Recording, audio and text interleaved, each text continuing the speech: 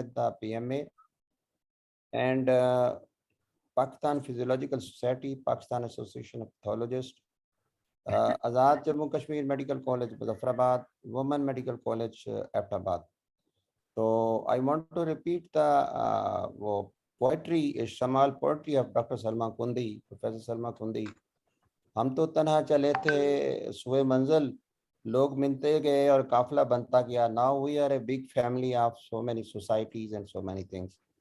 In the last year, Dr. Salma Kundi and we only were there to start this webinar, and we are proud that we covered so many things about the COVID and also dengue, also blood pressure, also research, and also monkeypox and something else. Inshallah, that will be continued forever till our life and after that.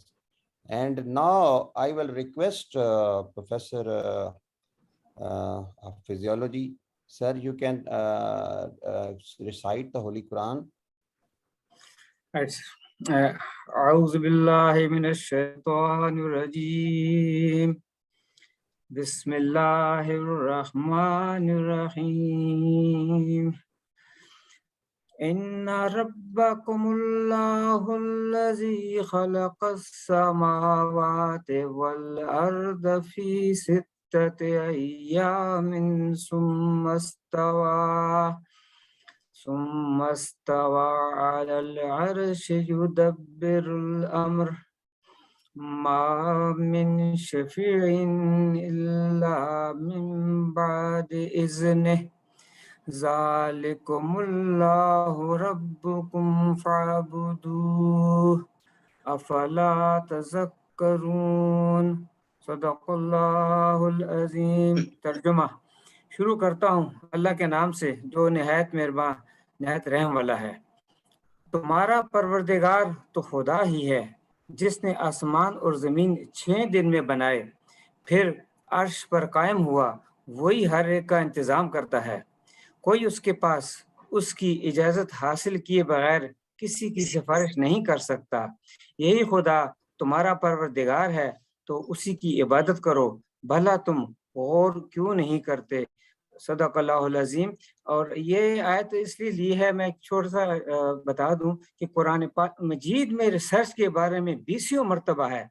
भला तुम गौर क्यों नहीं करते, भला तुम क्यों नहीं सोचते, तहकीक क्यों नहीं करते. तो ये 20 मरतबा है. तो ये इस आयत के भी आखिर में है कि भला तुम गौर क्यों नहीं करते. And that is what this is research.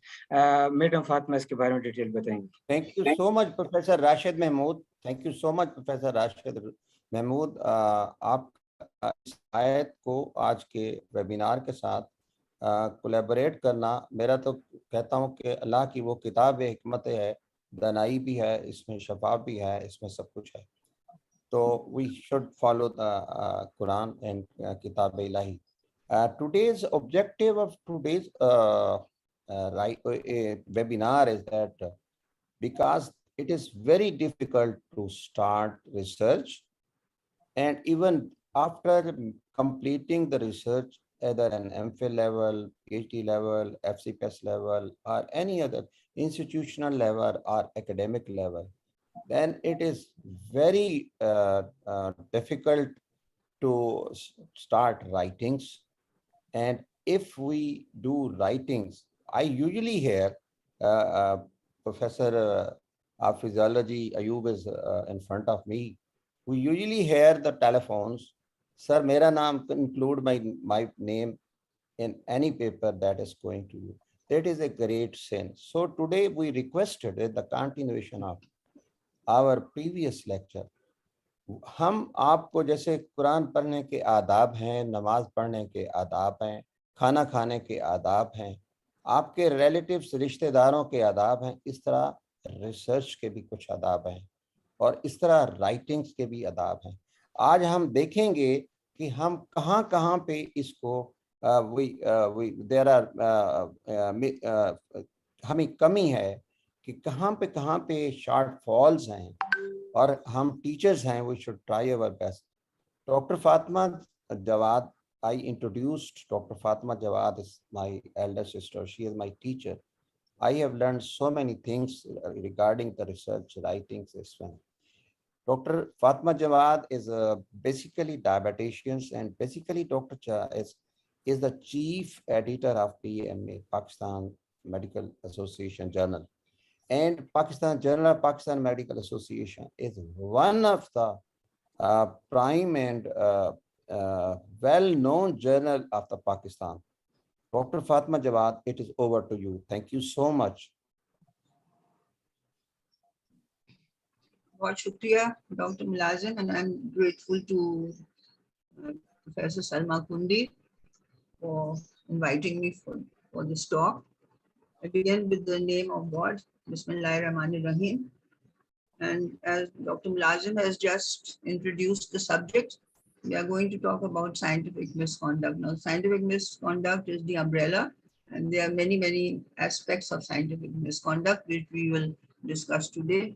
It's rather a sensitive subject, but because there are many people who don't know about it and they make mistakes out of ignorance, or there are others who purposely wrong because they want to achieve something.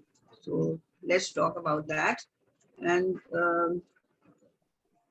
it's just a saying by Imam Ali ibn Abu Talib that honesty saves you even if you fear it. We know that honesty in every field of life is necessary because that is only going to save us from all consequences. Now, today's objectives are to understand and to the definition and the term of scientific misconduct and the various ethical responsibilities which the authors have and the reviewers have, and also the editors. I will not discuss the editors here, but what the authors' responsibilities are. And most of you are senior professionals, so you may be reviewers of many of the journals, the national and international journals. We will appreciate the need to follow the rules of publication ethics. They are international rules and they're being followed all over the world. And we have to understand what is research integrity. All this will give us a better knowledge and it will equip us better for solving many problems which we see every day, which we encounter every day. There are two terms, responsible conduct of research and research integrity, RCR and RI as it is called. So we have to understand what is the difference between the two and why are they important. Now, responsible conduct of research. The research is first performed and it has to be conducted with professional responsibility. And these professional responsibilities have been defined by the international and national organizations. Let me tell you what this is. It's the COPE, the ICMJE, the PAMI, and the EASC, and the national ones, of course, the Higher Education Commission and the PMDC.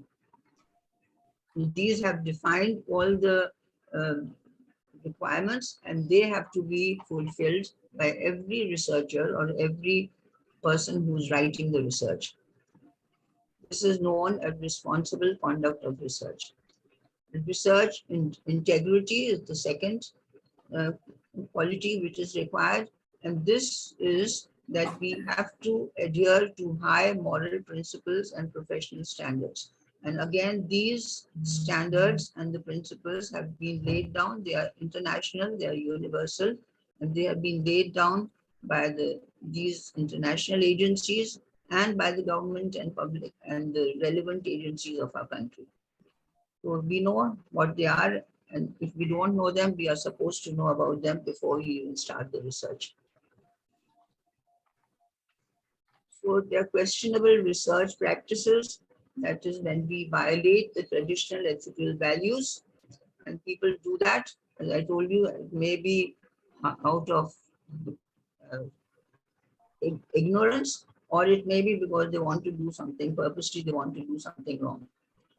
And in short, they are called for writing is FFP, or falsification, fabrication, and plagiarism. And you'll see what all these are. As we had Previously, in my last talk, it was about doing research, writing research. We know that when we do research, then it is an obligation to write it. You can't just do research and let it go waste. It has to be written. And we know that because there's so many people involved in the research and so much funds involved in the research. So it is obligatory and it has to be written. Now, what is ethical writing? It's a term, so we should understand what is ethical writing. Now, ethical writing means that you have to write honestly, you have to write the original research results which you got out of your work. There should be no plagiarism, no copying, cutting, and pasting. All these terms will be defined now. No falsification or fabrication, no duplicate submission, that means you don't submit the same article to two journals simultaneously. The authorship should be appropriate. There should be no conflict of interest. And wherever it is necessary, you have to acknowledge the person who has helped you. And why should ethics be observed? Because if you do not observe ethics, this is known as misconduct.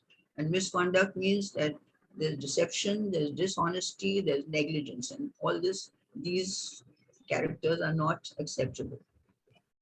A person who is involved in misconduct can have serious implications. The article which is already published can be retracted. The authors can be debarred. The head of the institution and the medical council will have to be informed about this. And this leads to a barrier in promotion and loss of reputation. This has happened earlier also. And I think we have to be now very careful in teaching our juniors and our even the teachers in the medical institutions to teach ethical research and ethical writing to our students. Now, academic integrity has to be preserved, and this is all in the medical schools or the medical universities. This has to be taught right from the first year of when the children come in to study medicine. And because this is founded on the principles of knowledge, truth, respect, scholarship, and acting with honesty.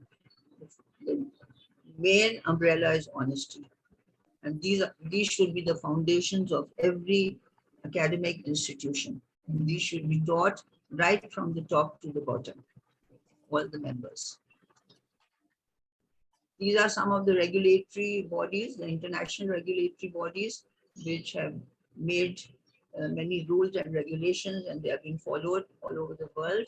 This is the Committee on Publication Ethics. It was founded in 1997. It is based in the United Kingdom.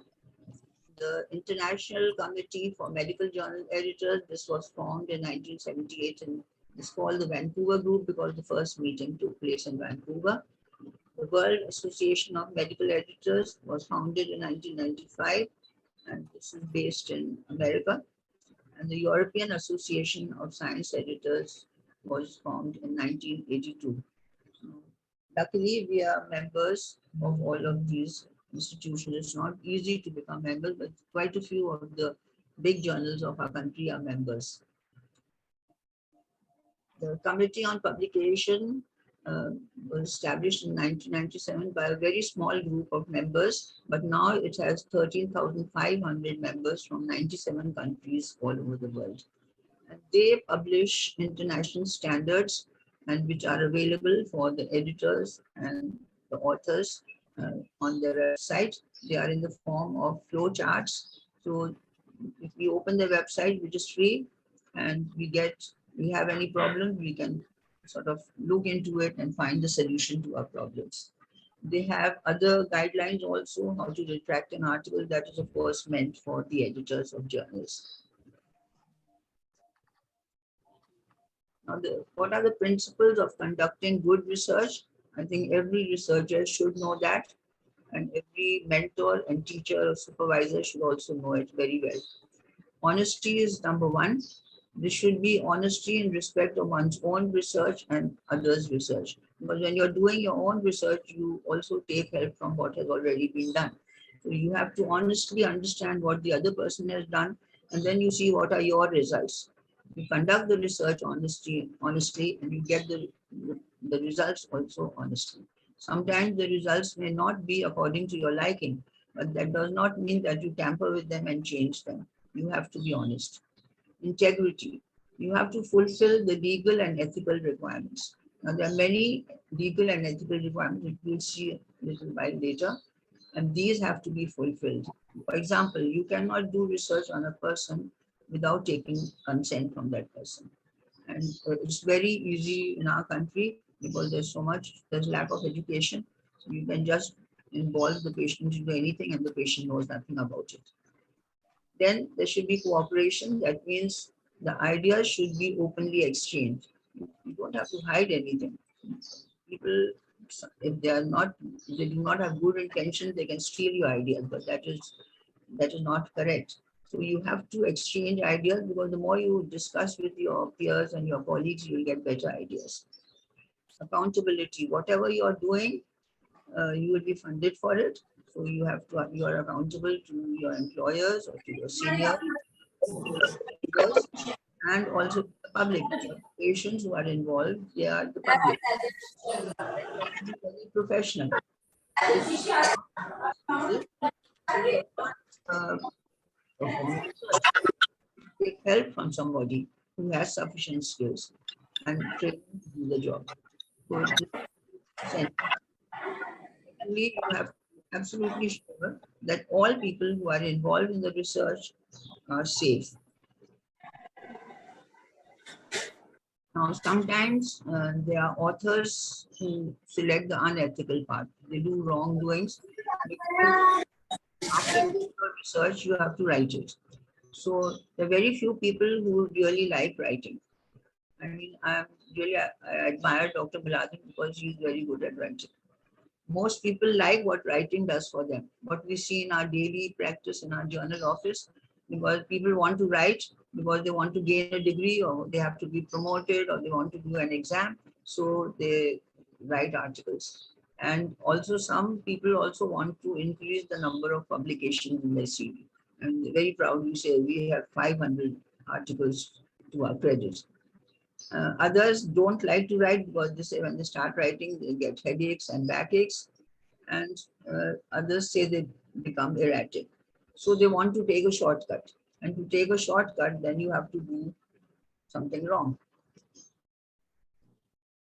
Then there's also the pressure to publish. Because if you want to be promoted, you have to have a certain number of articles. If you want to do an exam, your FCPS exam, you have to have certain publications.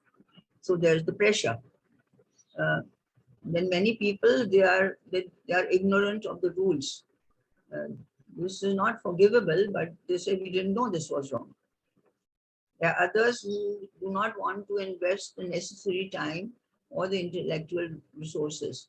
They are so busy with their practice that they don't have time. It's not very easy to just write something in 5 minutes. It takes time. And lastly, but unfortunately, this is true, what we have experienced, that the supervisors and mentors are also dishonest. They teach the wrong methods to the students. To the undergraduate students, they'll tell them how to do something wrong and get the article or the research done. Now, we as editors have a lot of responsibility, because all these misconducts which come to us, the article, we are supposed to take care of them. And secondly, editors are also human beings, so editors are liable to make mistakes and do wrongs also. They can have bias in selection. They can have preferential treatment for friends or colleagues. And if somebody submits an article and is a friend or a colleague or a relative, the editor is not supposed to treat it preferentially.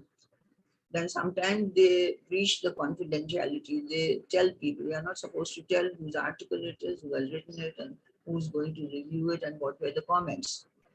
And sometimes if there's somebody is not on very good terms, they can also delay the article. So it's not right. It's a very difficult task as an editor to keep yourself absolutely neutral, but then you have to, because you are answerable to God.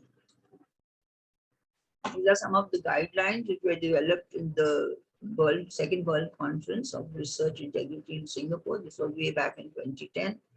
And this is more for the editors, that they are accountable for all the articles which are published in their journals. They have to guard the integrity of the published record, and sometimes we have to issue corrections, or we have to retract the article if necessary. And then we have to also look at the misconduct if is done by a reviewer, and we have to have policies. We go on upgrading our policies, and all these are there on the website of the journal. This is necessary. It's really hard work. And Pope says that journals must take seriously allegation misconduct pre-publication and post-publication.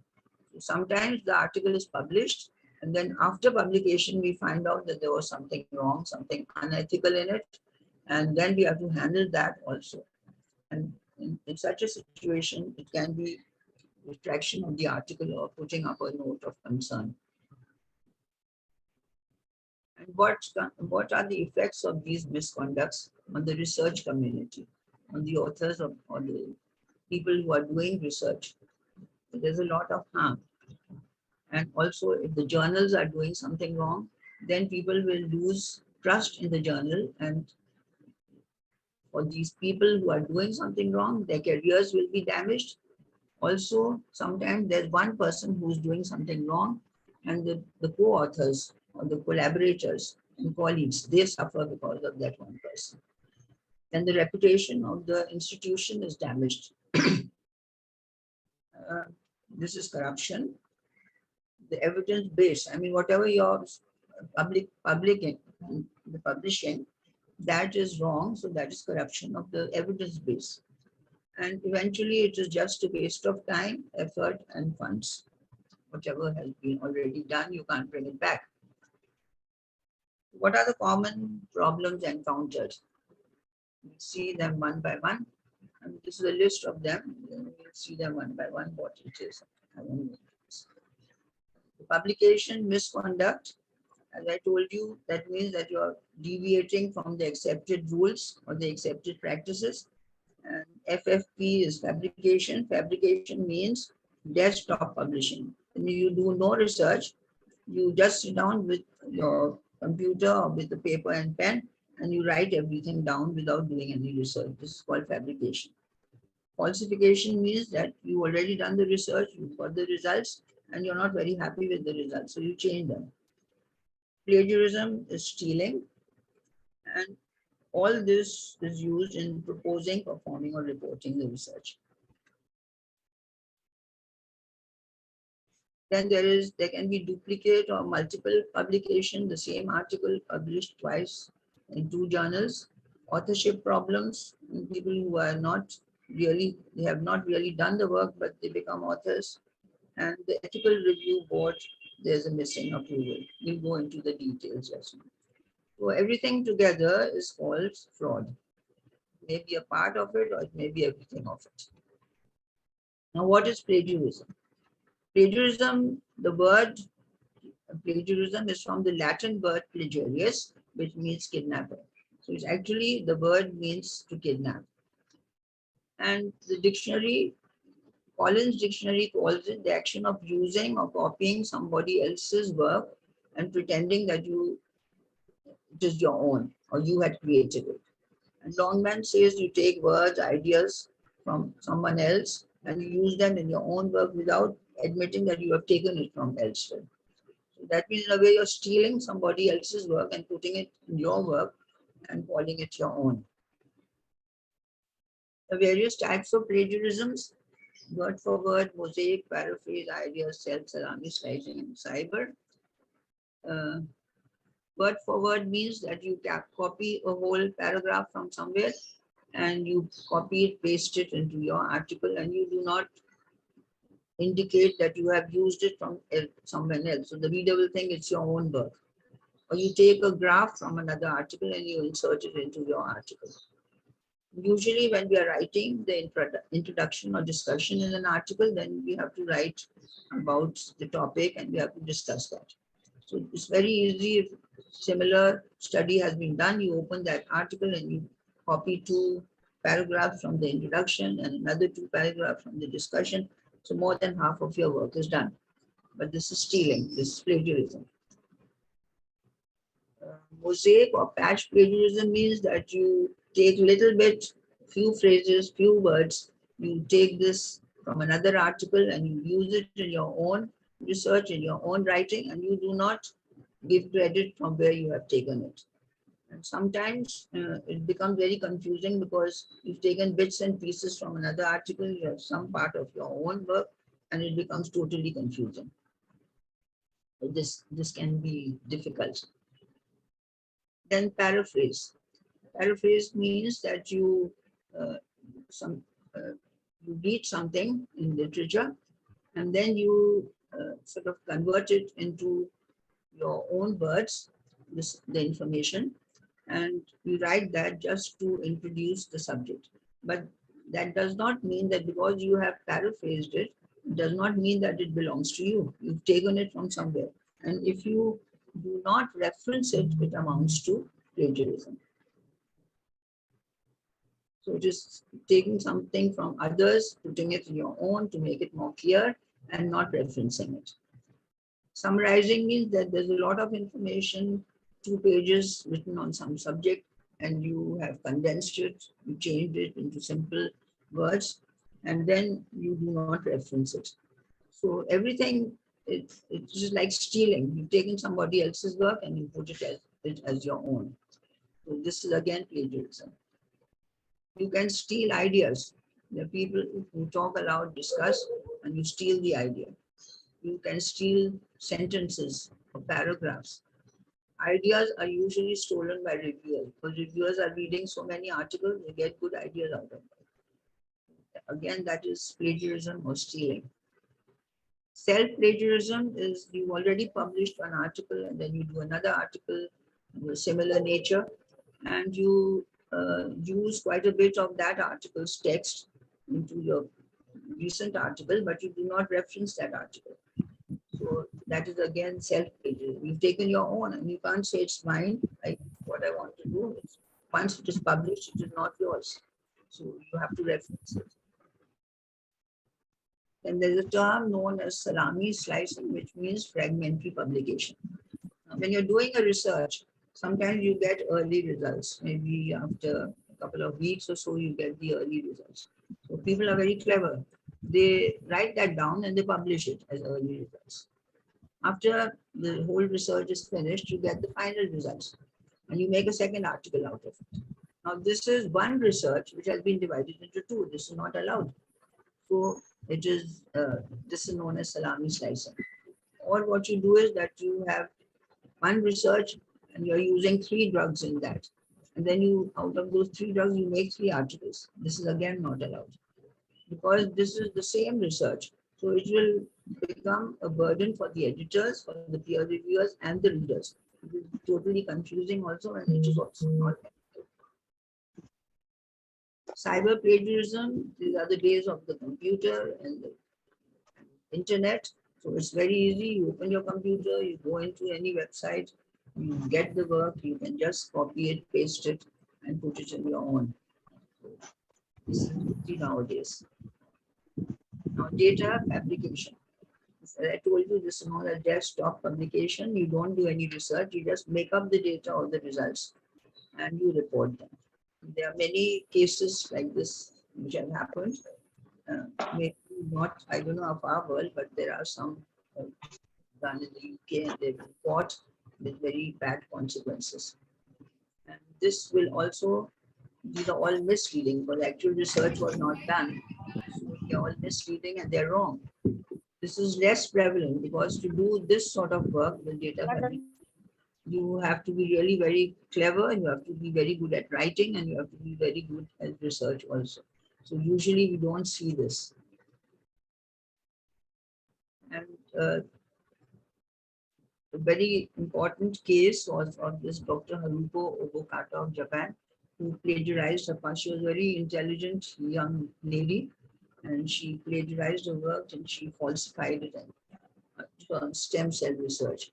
And eventually it was bad because her mentor, who trusted her so much, and when all this came, it was published in Nature, and everything came to evidence, and the article had to be retracted. That that the mentor, he committed suicide. He was so ashamed. Now, data falsification means that you do a research and then you get the result, and some of the results you don't like, they're not good. So you just delete them. That is, you're changing the results. And these changing the results means you're falsifying the data. Then there's image manipulation. This is a part of the data. You change a bit of the image to get your desired results.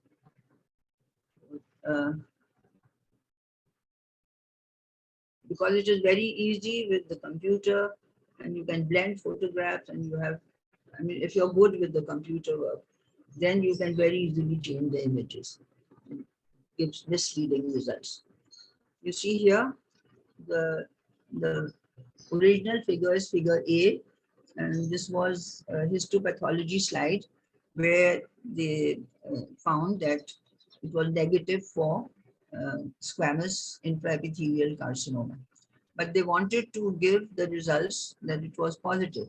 So if you see the figure B, which is red, green, and blue colors, they put that in, and they gave the results as positive.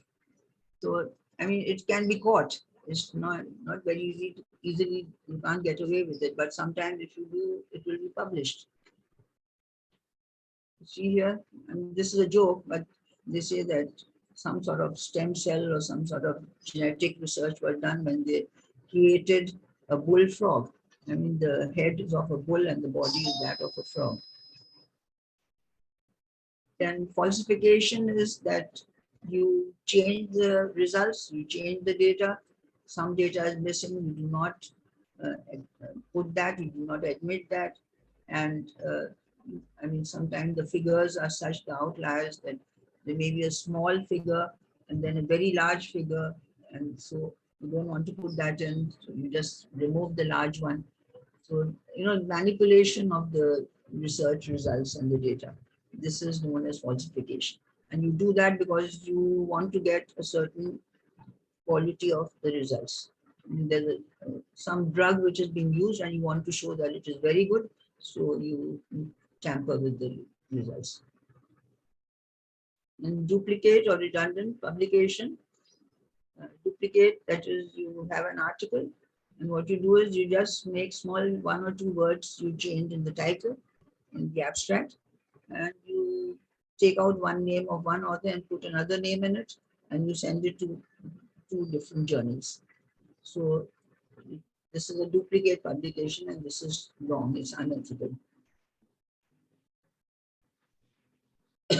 Most of the journals do not accept duplicate submissions. And secondly, all the journals ask the authors to sign an undertaking that they have not submitted the article to any other journals. And usually they sign it. They also submit it to 2 journals, and they also sign this undertaking that we have not sent it. But then eventually it is found out, maybe after a couple of months or years, or sometimes even after 10 years. But at that time, again, the same action will be taken. That means the same article is published in 2 journals, and that is wrong. Redundant publication is that there are 2 papers that practically overlap substantially. It's the same work, but a little bit of change has been done. Maybe one more factor has been added, and they have made 2 articles out of it. And it's the same data, the same patients, the same institute where the research was conducted. The authors made 2 out of it, and they submitted it. This is called redundant publication. And what do we do at our end is that we ask them to say that this has not been, so they have to sign that. And also, if they have been to a conference and they presented their study there, then they have to write that down when they write the article that just were presented at this conference. They have to give the name of the conference, the month and year of the conference, the abstract book, page of the abstract book, and number of the abstract.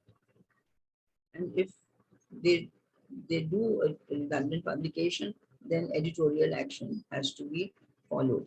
And journal, all the journals, even our journal, it is clearly stated on our website that what we do if anything wrong is being done by the authors.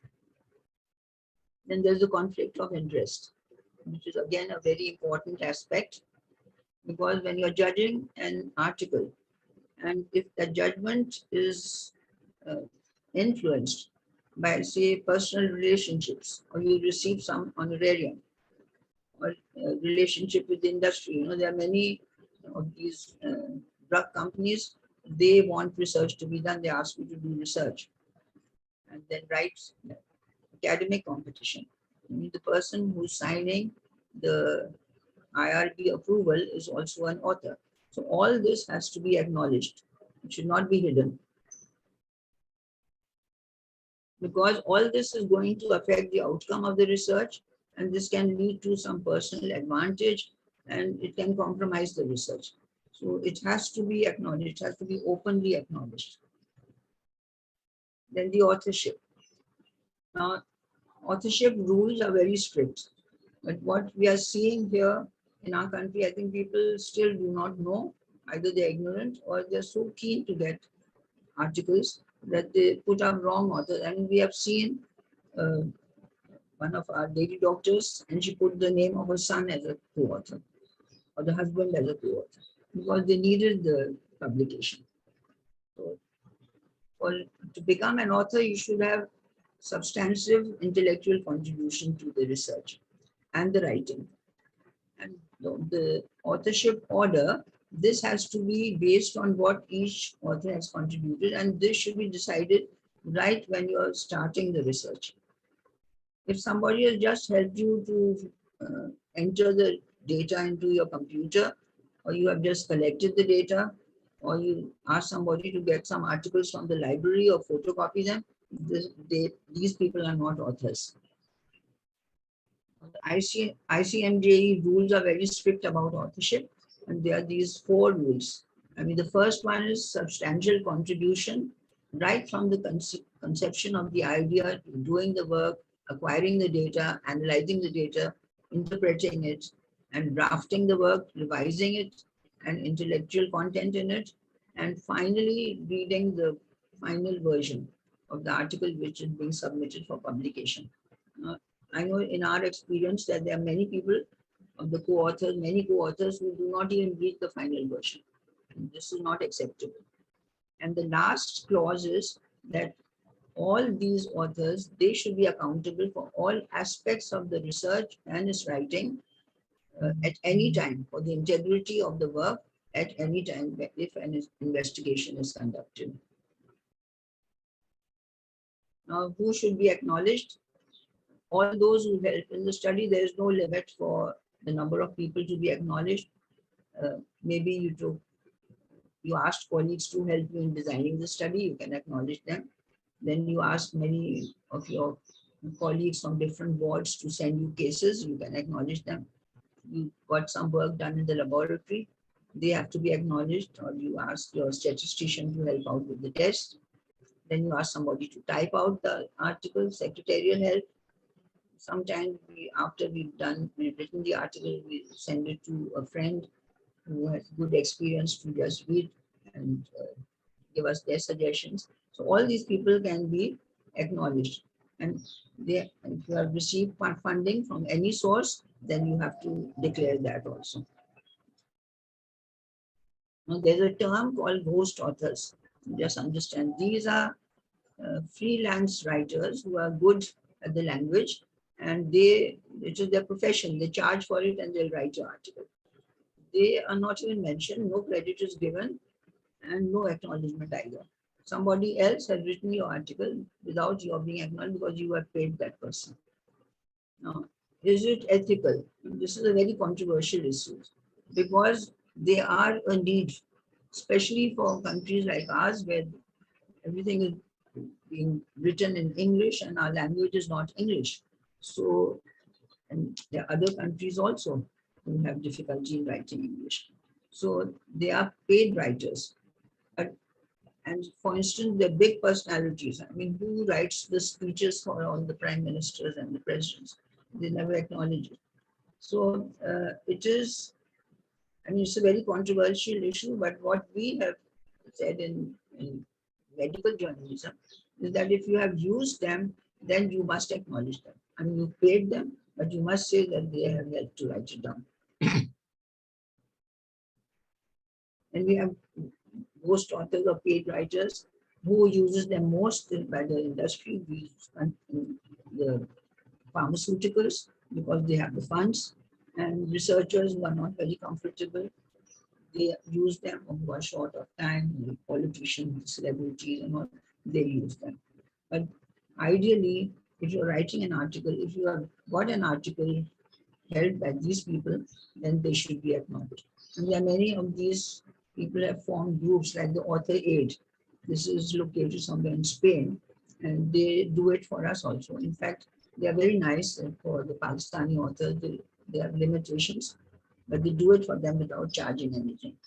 But they should be acknowledged. It's the author's duty to acknowledge them. The disadvantage of having your article written by somebody else is that sometimes they may not understand clearly what your experiments were or what results did you achieve, because you're only giving them all the data. And sometimes the relevant facts can be diluted, and this can lead to mistakes. And secondly, the opportunity to train your juniors and your students and your PGs, that is taken away. And there should be time for the seniors to train their juniors by making them write. And they write it, and then you have to sit down and correct it and discuss it with them. So now, due to lack of time, this is rarely being done in our medical institutions. There's something known as gift authorship. This is known as unethical bribery. Somebody you include as an author who has not done anything in the research. For example, a junior researcher will add a senior researcher because a senior person is more known. So maybe the journal accepts the article because the senior name is there. And sometimes a senior researcher wants credit. So the junior has done all the work, but because he's senior and he can influence the junior, so he puts his name as the first author. And this is known as gift. There's no accountability. I mean, the person who's a gift author knows nothing about the research, so he's not accountable for it. This is wrong. It's unethical. In some institutions, we have seen that the heads of the department, they have to be listed as authors, taken as compulsory, though they have not contributed anything to the research. And there is no time or they're not needed, but the name is there. Then sometimes the laboratory people, they want to be included. They've just done the tests, what was sent to them, but they want to be included as authors. Again, that is unethical. We have experienced that even vice chancellors of universities have been given gift authorship to gain favors. And then we had to put our foot down and say, remove the name. The supervisors of research students, their name has to go at the end as the last author. But we have experienced that they want to be the first author, get the benefit. So these are all ethical problems and ethical solutions. It's not difficult, but one has to understand, especially the senior members. Then sometimes people do research without getting the approval from the IRB, Institutional Review Board. Now, every institution is supposed to have this institutional review. Any institution which is having research facilities. I think all the medical universities in our country, they are performing research there. Students and their faculty. So they must have an IRB with a minimum of 5 experienced members. They say there should be one member from the legal community and one from the, there should be one from the religious community also. And every research protocol and informed consent document it should be submitted to this IRB members, and they have to go through it, and then if there's everything is all right, or they either give it back for revision, or if everything is all right, then they provide a certificate which is known as the IRB approval. And this is on the letterhead of the IRB with the signature of the director of the IRB and the stamp. And IRB is used in research on health subjects. And the reason behind it is that they have to see that appropriate steps are taken to protect the rights and welfare of humans participating in the research, and especially the vulnerable group. The IRBs review research protocols, and they ensure that the human subjects on whom the research is being performed, they will not be harmed. Especially the vulnerable group, as I said, these are the people who belong to the vulnerable groups. These people do not have the freedom to decide. Sometimes they are unable to decide as people, as prisoners, women, children, the mentally incapacitated, refugees, poor, elderly, and addicts. So then if they cannot decide for themselves, we have to take help from their relatives, guardians, or caretakers. The informed consent on these vulnerable groups, they cannot give, then we have to maintain confidentiality and avoid exploitation. It's very easy to exploit these groups. Somebody does something wrong, some of our researchers, or it may be intentional, it may be unintentional, but every wrongdoing has consequences. Misconduct can harm the research community by causing loss of trust if the journals have published it or on the research sector of the university. Careers are damaged, and sometimes the co-authors or the collaborators, they are innocent, but they also suffer the damage. The reputation of the university will be damaged, and corruption of the evidence base. I mean, all what we print or we publish, that is that forms an evidence base for that subject. That gets corrupted. It's a waste of time, effort, and funds.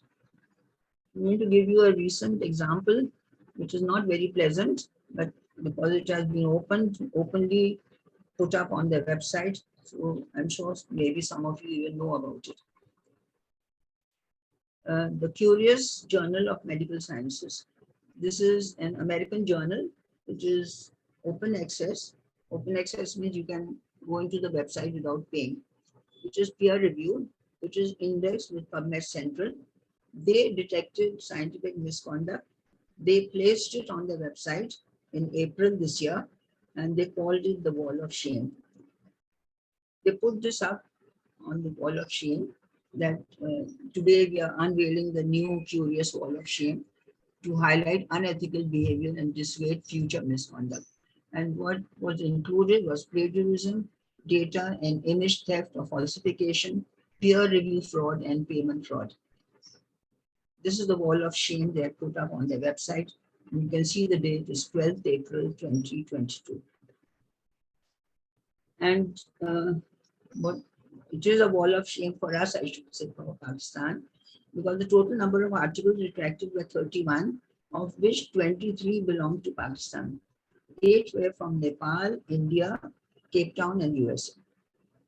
And the reasons why these 15 articles were retracted for 15 articles was data theft, fraudulent IRB approval, charged co-authors for authorship despite few or no contributions. 15 articles were retracted for this reason. These are the Pakistani authors' details. There's one from Peshawar, one from DUHS Karachi, two from KEMU Lahore, two from Atak, one from Sialkot, and 15 from the Indus Hospital, Karachi. And the Wall of Shame had the full names of the authors with photographs and institutions. So I'm not doing anything wrong because this is there on the open website and anybody in the world can have a look at it. And all these articles, these 23 articles have been retracted. So to conclude, I would say that the quality and integrity of the scientific literature is based on high quality research and high quality reporting or writing.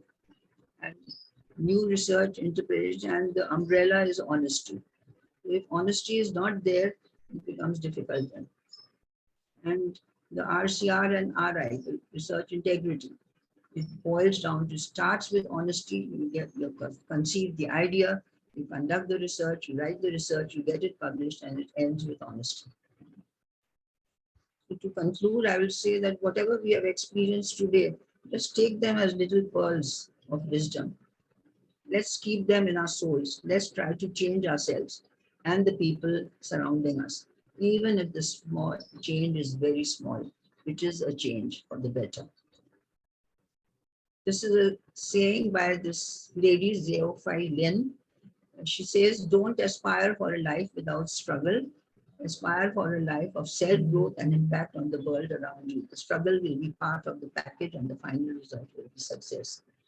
This is the lady, she's a senior editor in the journal Gen Biotechnology.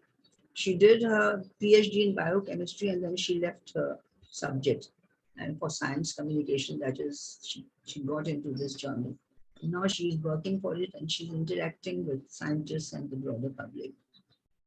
So I thank you all very much. It was a real pleasure being here. And special thanks to Professor Salma Kundi and Dr. Milazim. Thank you very much. Thank you so much. Before I start the question answer, there are a few comments. Dr. Fatma Jawad, really, it was a fantastic presentation, and we have to repeat and repeat these things in our lives. And the comment of Dr. Tahira Amjad to everyone, Assalamu alaikum, a topic we need to visit and revisit if we want to produce ethical research, teaching research at the level of right now from the first year. It is very promising. See the enthusiasm among them gradually. No doubt, Dr. Tahira, we also agree that we should start. We all agree with your idea. Another comment of Dr. Bushra, please. Yes, we will share. Doctor, another question is on what basis the editorial, madam, this is question from you. Okay.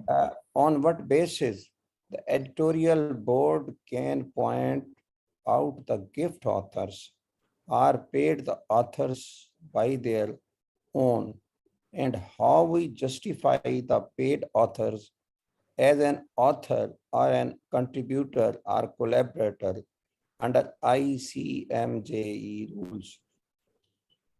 Well, we have a submission form, and in that submission form, you have to write down each and every author's contribution, what they have done in the research and in the writing.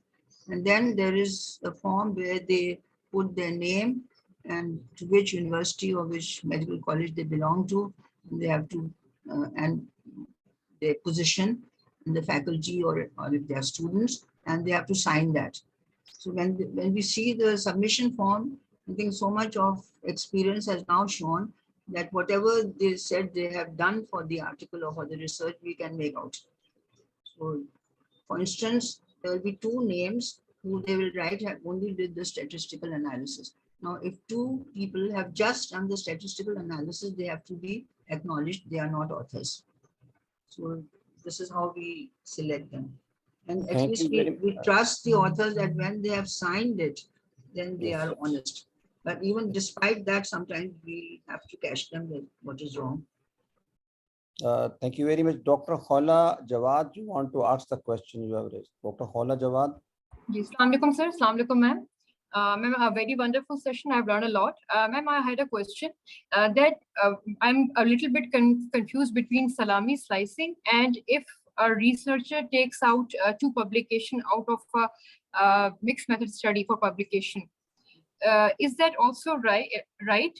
Or it falls under the category of salami slicing? Sometimes we take out literature review separately and qualitative part and quantitative part separately. How can we do it? Thank you. Well, if you have done the study with the intention of doing the subsections, then you have to acknowledge that. You have to say it right at the start of your writing your article, that this is a part of this large study, and we have published the second part, or the third part will be published elsewhere. People don't do that, they make it as independent research and independent articles. So if it is declared already, we know what it is. There's nothing wrong then. Thank you so much, ma'am. Dr. Rashid Mahmood, you want to ask the question, Dr. Rashid Mahmood? Yes, sir. Thank you very much. Sir, question se pehle, I can see Dr. Gohar Wajid. He is announced medical educationist. We welcome him. I think probably his first time in this webinar. Yes, yes, So Dr. Gohar yes. Wajid, You have recalled me. I will request him to give the presentation on the professionalism after Eid. So madam मेरा question कह लें या comment कह लें, बहुत सारे institute ऐसे हैं जिसमें तो एक बड़ा अच्छा रिसर्च कल्चर है और रिसर्च होती है, एथिकल सब कुछ, but nowadays in many institutes the administration does not care about that. वो अपनी जो फैकल्टी रिसर्च कर सकती है और जिनको करनी चाहिए वो उनको ऐसे नॉन यूजफुल एक्टिविटीज में लगा देते हैं, टाइम टेबलिंग और इधर उधर की मीटिंग. तो ये कलेक्टिवली हम सब मिल के, राजन साहब, मैडम साहब, माकुंडी, हम जो स्टेक होल्डर्स हैं, खासकर जो प्रिंसिपल्स हैं, हम खान साहब, एक कल्चर्स अपने अपने इंस्टीट्यूशन में डेवलप करें कि फैकल्टी, सीनियर फैकल्टी सिर्फ इसलिए नहीं है कि बैठ के बस मीटिंग अटेंड करे और टाइम टेबलिंग करे. एक कल्चर हमने बनाना है ताकि हम रिसर्च की तरफ आए. तो इस पे आप कुछ कमेंट करेंगी कि how to improve that culture? जी, डॉक्टर फातिमा जवाद. आप सही कह रहे हैं कि पहले इंसान को अपना घर सही करना पड़ता है. अब जो हमें तजुर्बा हो रहा है, हम बहुत से मेडिकल इंस्टीट्यूशन, यूनिवर्सिटीज पाकिस्तान में तो हर शहर में मेरे ख्याल से 4 मेडिकल कॉलेजेस भी खुल गए और सब जगह रिसर्च भी ज़रूरी कर दी गई. अब अगर वहाँ के जो सीनियर्स हैं उनको खुद ही कुछ नहीं आता है तो जूनियर्स को क्या सिखाएंगे? यहाँ इतने मेडिकल स्कूल्स हैं या मेडिकल यूनिवर्सिटीज़ हैं जिनके पास IRB नहीं है. हाउ कैन यू, पहला कदम जो है वो IRB फॉर्मेशन है. IRB है ही नहीं, आप सारे अपने स्टूडेंट से और फैकल्टी से रिसर्च कैसे करवाना है? तो ये चीज़ें तो आप लोग जो सीनियर लोग हैं मेडिकल इंस्टीट्यूशंस में, वाइस चांसलर्स हैं, it is for you to look into this. हम तो we are at the other end, we can only sort of request और advice. Okay. Dr. Suhail Khan Raja is a research team of Azad Jammu Kashmir Medical College, Muzaffarabad. You want to ask the question, Dr. Suhail Raja is the pulmonologist, is the known pulmonologist of the Muzaffarabad. Assalamu alaikum. Thank you, sir, for hosting this informative session, and thank you, Madam Fatma Jawad, for highlighting this important issues and increasing our knowledge. Unfortunately, Pakistan is one of the top countries with the fake research, and your lecture, at least, it has conveyed some important information in this regard. But my question to both of you, Professor Fatma and Sir Mulazam, that this awareness session alone is not enough to stop this, because the research, the genuine research needs funds, and we don't have adequate funds in our undergraduate levels or even postgraduate. Even in the CPSP, the universities they have some grant. So first of all, there should be movement for research support, because Higher Education Commission is getting more than 200 billion rupees budget. But higher medical education is getting negligible amount of funding from the government sources. We need to do lobbying for this. And thank you. The other important thing which should be taken into account by the institutions, that there should be medical biostatistician. And I would like to thank you, Professor Mulazam, for providing us the one biostatistician who is wholly dedicated for the research of his faculty and students, so that there are channels for proper ethical research rather than these roles. Everyone knows that there is now mandatory research papers for induction in even postgraduate courses. So the fake research is increasing, and this needs to be taken seriously. So that's my basically it's a vote of thanks to both of you and all the other panelists who have hosted this meeting. Thank you. Dr. Fatma, can you give the comments on this such I think grant? And yes, yes, sir. Doctor Sohail ने बिल्कुल सही कहा है, situation ऐसी ही है और इसमें मतलब मेरे लिए सजेशन देना तो बहुत मुश्किल है, आप लोग इतने सीनियर लोग हैं, I think you all should all get together और कम से कम जो बुनियादी ज़रूरियात हैं वहाँ से तो शुरू करें। हम मतलब हर यूनिवर्सिटी या हर मेडिकल इंस्टीट्यूशन जहाँ रिसर्च हो रही है वहाँ कम से कम 5 तो ऐसे पढ़े लिखे लोग होंगे जो एक IRB बना लें, that should be made mandatory and nobody should be allowed to do any research until the protocol has gone through the IRB. Secondly, research के लिए तो I can't suggest anything because I don't know anything about it. Higher Education Commission क्या करता है या PMDC क्या करता है, पाकिस्तान रिसर्च काउंसिल क्या करती है, आप लोग मुझसे ज़्यादा इसमें माहिर हैं, जानते हैं।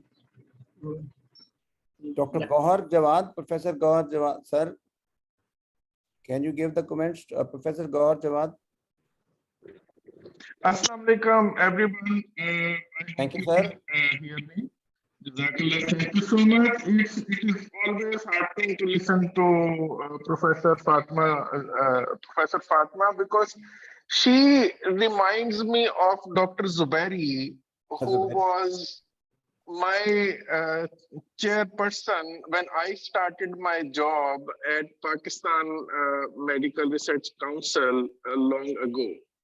So after some time, initially General Iftikhar was a chairman and then Professor Zubairi became the chairman. And she always reminds me of Professor Zubairi, whom I had always been great admirer, कि एक खातून उस वक्त इतना माशाल्लाह काम कर रही थी रिसर्च में, which was phenomenal, क्योंकि उस वक्त probably JPMA was the only journal that was PubMed indexed. And और वो मैं सबको एग्जांपल्स देता था कि देखो एक खातून की कितनी ताकत है कि वो पूरे पाकिस्तान का सबसे ज्यादा एक्रेडिटेड और रिकॉग्नाइज्ड जर्नल जो है वो रन कर रही हैं। और शी ऑलवेज यूज्ड टू मेरे से हमेशा कंप्लेन कर, तुम लिखते नहीं हो। तो मैंने 2-3 आर्टिकल्स उस वक्त शॉर्ट कम्युनिकेशंस लिख के तो JPMA में दी भी, जो पब्लिश भी हुई उस वक्त। Thank you so much, Professor Fatma, for such a wonderful presentation once again. We need to naturally go a long way, and I think मैं सिर्फ एक एग्जांपल आपको कोट करूंगा कि एक मेरी स्टूडेंट अभी थी, उसने कोई रिसर्च थी कोई करनी थी related to her masters for health professions education, and मैंने उसके लिए एक जो क्वालिटेटिव रिसर्च थी, पर्पसिव सैंपल था, तो मैंने उसको 4 यूनिवर्सिटीज आइडेंटिफाई करके दी। मैंने कहा भाई इनमें जाओ और people are known to me, आपको आराम से जो एक्सेस मिल जाएगी आप कर लोगी। She went to one of the universities and the vice chancellor of the universities, who is considered to be all in all in the university, he categorically told her कि आप मेरी यूनिवर्सिटी में सिर्फ उस वक्त रिसर्च कर सकती हैं जब आप जो पर्सन आपको यहाँ पे डेटा कलेक्शन करवाएगा उसका नाम अपने आर्टिकल में डालेंगी। So that was a precondition कि आप यूनिवर्सिटी से डेटा सिर्फ उस वक्त कलेक्ट कर सकती हैं जिस वक्त जो बंदा वहां से डेटा कलेक्ट करवा रहे हैं उसका नाम ऑथरशिप में आना must. And he said that this is our university policy. So you can imagine the amount of ignorance.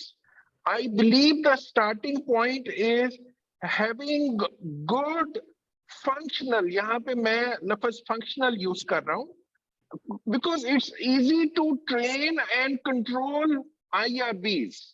तो हम लोग कोई IRBs की ट्रेनिंग पे I would be most willing to collaborate with Professor Fatma and Shaukat Saab, and I have access to like Tehran University और भी काफी सारी यूनिवर्सिटीज में मेरी एक्सेस है। We can always build probably a course on the practical training of IRBs कि अगर ये what do I mean by functional IRB, एक ऐसी IRB जिसका काम सिर्फ एथिक्स अप्रूवल देना नहीं है बल्कि ये पूरे रिसर्च प्रोसेस को ओवरसी करके आर्टिकल की पब्लिकेशन तक इंश्योर करे कि यूनिवर्सिटी में कोई भी अनएथिकल काम नहीं हो रहा। This is one way where we can reduce the number of plagiarized and unethical publications. I would end it here. Thank you so much. Thank you so much, Professor Wajid. And I have a request already submitted to you on the professionalism. You are also talking in the workshop in the online in the Karbala also. And hopefully after Eid, you will give a webinar on it. If any, do you have any questions? Anybody has the question? Similar questions were given in the question box, and their answers we have already given. Professor Salma Kundi and Professor Talib is from Iraq.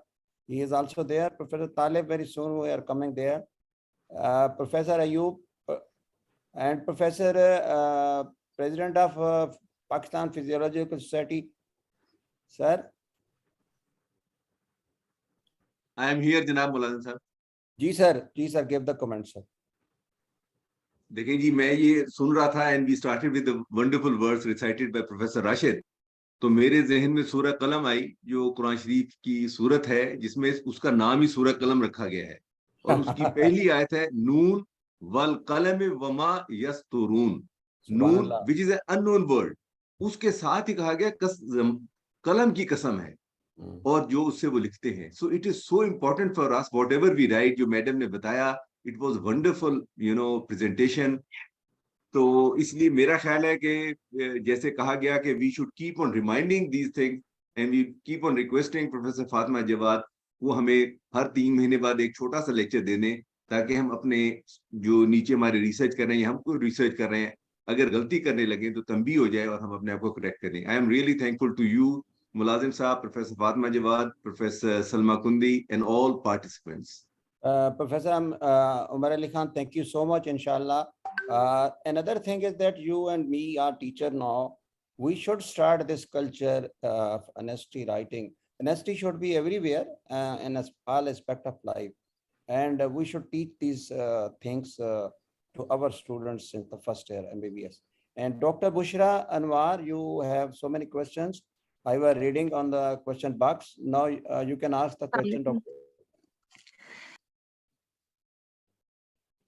Ji Dr. Bushra. Assalamu alaikum. Walaikum salam, beta. Okay, so I want to ask one thing. Is there any commercial IRB in Pakistan? I'm speaking from Canada actually, and when I've come here, I've seen that there are many commercial IRBs in Canada and USA. And I've also mentioned in this chat that 70% of the trials in USA are approved by commercial IRBs.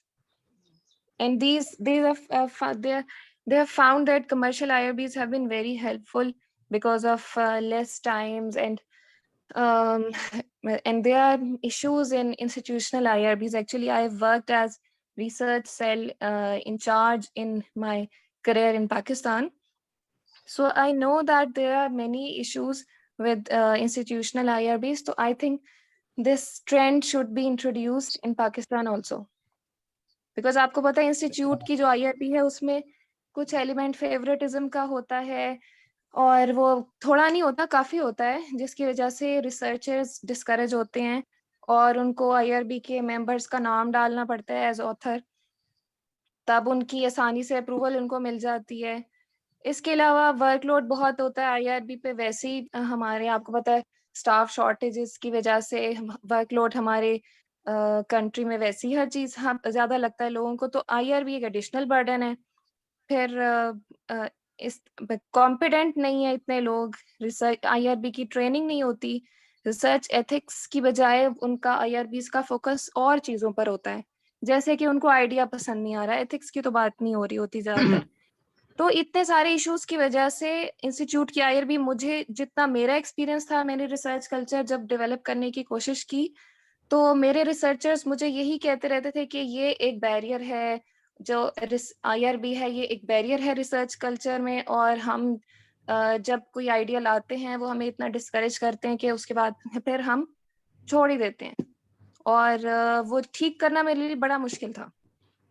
तो यहाँ पे जब मैंने देखा है कि commercial IRBs का बहुत ट्रेंड है, तो मैंने ये सोचा कि मैं पाकिस्तान को भी ये सजेस्ट करूंगी कि आप भी इस तरह की इनिशिएटिव्स कर सकते हैं जो कि बड़े हेल्पफुल हैं दूसरी कंट्रीज में? Dr. Kazim, can I answer part of this question which Dr. Bushra has asked? Commercial IRBs तो यहाँ नहीं होती हैं. It is mandatory for every medical institution to have an IRB. हम जो इसके members हैं वो trained नहीं होते हैं. हालांकि मैं इसकी link Dr. मुलाजिम को भेज दूंगी. He will share it with all of you because I don't have your emails. All the members are supposed to be trained, and there's a body who's doing that, CTI they call it, and this body is doing it online, and their workshops 2 या 3-4 workshop होते हैं वो online करते हैं, free होती है और वो सर्टिफिकेट दे देते हैं. तो CITI मैडम, मैं इसका लिंक भेज दूंगी डॉक्टर मुलाजिम को. अच्छा, इसमें एक्चुअली यहाँ हमारे यहाँ जो मसला है वो ये है कि people don't take IRB seriously, और ज्यादातर जो ये छोटे मेडिकल इंस्टीट्यूशन है इनमें IRB है ही नहीं. हमारे यहाँ जो बड़े दे आर वेरी गुड, जैसे यहाँ कराची में डाउ यूनिवर्सिटी भी बहुत अच्छी IRB है, आगा खान यूनिवर्सिटी भी बहुत अच्छी IRB है. लेकिन ये कि दूसरे छोटे इंस्टीट्यूशंस हैं उनमें उनकी मीटिंग भी नहीं होती. अब ये जब कोविड का सब लॉकडाउन वगैरह हुआ था तो 6 महीने 8 महीने मीटिंग भी नहीं हुई थी. परेशान हो रहे थे जो रिसर्चर्स थे. तो we have to work on that first. I mean commercial आप कर देंगे तो पता नहीं कौन बैठेगा यहाँ पे, कितने पैसे ले लेंगे और क्या उसका सर्टिफिकेट देंगे. I really don't know. Madam इसमें मैं एक चीज रिक्वेस्ट करना चाहूंगी, अगर आप लोगों के कहीं इस पे कर सकें काम. ये जो नेशनल बायोएथिक्स कमेटी है ये रेगुलेट नहीं करती. इन्होंने गाइडलाइंस बेशक दी हुई हैं, लेकिन मैंने खुद इनसे पूछा कि आप नोटिफाई करते हैं, रजिस्टर करते हैं? इन्होंने कहा हम रजिस्टर नहीं करते, हम अप्रूवल नहीं देते, हम कोई लाइसेंसिंग नहीं करते, आप सिर्फ हमें नोटिफाई कर दें कि आपकी एक IRB आपके कॉलेज में बन गई है. तो जब तक आप किसी को डंडे से नहीं फॉलो कराते, गाइडलाइंस पाकिस्तान में नहीं करते लोग, और जो ट्रेन हमारे कॉलेज में कुछ लोगों की ट्रेनिंग हुई IRB पे लेकिन उनको चार्ज नहीं दिया गया.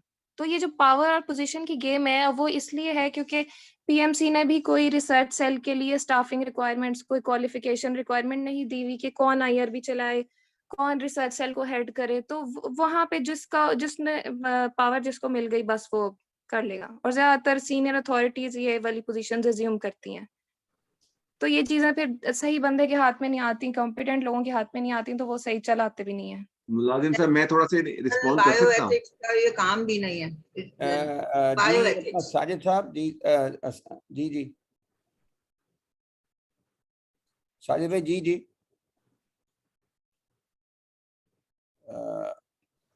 Dr. Ayub, can you comment? Dr. Ayub, Professor Ayub. जी सर. अस्सलाम वालेकुम. Walaikum salam, sir. You are also chief editor of the Journal of Physiology and AJKMC journal, sir. जी सर. सर एक तो IRC वाली जो बात मैडम ने फरमाया, IRC वाकई एक नेग्लेक्टेड जो है, हर कॉलेज में, हर जगह, हर इंस्टीट्यूशन में होना चाहिए. और उसके सर्टिफिकेट बहुत सारे लोग जो हर समय आर्टिकल सबमिट करते हैं उनके साथ लगे हुए जरूर होते हैं. लेकिन I agree 100% to madam Fatima Jawad कि IRC का काम खाली एक सर्टिफिकेट देना नहीं है कि ये रिसर्च ठीक जा रही है या ये इसमें कोई एथिकल पहलू नहीं है, बल्कि IRC का काम है कि उस रिसर्च को आखिर तक सुपरवाइज करें अप टू पब्लिकेशन लेवल. अभी तक या तो कश्मीर में रिसर्च नहीं हो रही, या फिर बहुत सारे लोग, ज्यादातर लोग जो हैं वो IRC में अपने आर्टिकल और अपने प्रपोजल्स जमा ही नहीं कराते कि उन पे कोई डिस्कस की जाए. तो ये एक और चीज़ है. और जैसा कि सर आपका हुक्म भी है कि ईद के बाद या वेकेशन के बाद इंशाल्लाह हम लोग यही वर्कशॉप्स जो मैडम फातिमा ने अभी वेबिनार देखे हैं, ये हम इंशाल्लाह Azad Kashmir Jammu AJK medical college में अपनी फैकल्टी और अपने लोकल रिसर्चेस के लिए वहाँ पर भी इंशाल्लाह कंडक्ट कराएंगे. And hope so they prove useful for the research process in the AJK. I thank you sir all कि ये मौका मिला हमें कि आज अपने ख्यालात जमा करके और एक दूसरे के ख्यालात से मुस्तफीज हुए. और वाजिद बहुत दूर से बोल रहे हैं उनको भी मेरी तरफ से सलाम। Thank you so much, Professor Ayub. And Professor Salma Kundi, can you give the concluding remarks? It was such a pleasure listening to Dr. Fatima Jawad. Thank you, Dr. Saiba. Thank you for your time. And I take this opportunity of thanking all the participants over here, especially Dr. Mulazim Bukhari Sahab for his moderation, all the panelists, and special thanks to the President of Pakistan Physiological Society, Dr. Umar Saab, who's also the Pro Vice Chancellor of ISRA University. It's such a pleasure attending these webinars. And I'm so sorry, I'm on the way. Maybe you don't listen to me properly because of the motorway. But hope to meet you in the next webinar, which we will have after 14 days, because the next weekend is Eid. Let's enjoy Eid. A happy Eid to all of you. And take care of yourselves. Thank you so much. Thank you so much, Professor Salma Kundi. Inshallah, after Eid, we will have a connected webinar on the research, and I will request Professor Gohar Wajid on the professionalism. And as the Professor Umar has advised us, inshallah, we will request Professor Fatima कि कभी ना कभी हमें इस तरह के ऊपर बता दिया करना। लेकिन ये देखें कि मैंने अपनी लाइफ में देखा है कि कोई भी आर्टिकल ऐसा नहीं है जिसमें कोई ना कोई थोड़ी सी चोरी ना की जाए। That is why I do not think कि कोई भी आर्टिकल आप दिखा दें कि जिसके अंदर चोरी ना की जाए। हमें बल्कि सिखाया जाता है था कि चोरी को छुपाने के लिए क्या करें, कि आप फिक्रे को यूं any honesty is the best policy. We teacher at this age with the help of these webinars, इंशाल्लाह वो जो रोशनी जो है ना वो हम इस तरह फैलाएंगे। वो ऐसा नहीं होगा कि मेरे घर को बांट लिया है मौसम ने दो हिस्सों में, आधे घर पे धूप खिली है आधे पे है बादल। ऐसा नहीं है। हम वो जो फ्रॉग दिखाया था कि वो सर जो है गाय का होगा और पीछे, ऐसा इंशाल्लाह विल ट्राई आवर बेस्ट के what we can inspire our students. The honesty is the best policy इंशाल्लाह। Thank you so much and Allah हाफिज एंड फी अमानिल्लाह। डॉक्टर अयूब, आज आप पहचान नहीं सकेंगे मैं कहाँ बैठा हूँ। Thank you so much. जी सर, मैं बड़ी देर से नोट कर रहा हूँ सर, मालूम कर लूंगा इंशाल्लाह। Thank you so much. Thank you so much. Thank you so much, madam. Once again, thank you so much. Allah Taala आपको सेहत दे, आप सबको सेहत दे, और इंशाल्लाह we'll see after. Dr. Gohar Jawad, thank you so much. Inshallah, we will request. Thank you so much. Thank you so much, sir. Okay, sir. Allah Hafiz, sir. Allah Hafiz, sir. Allah Hafiz.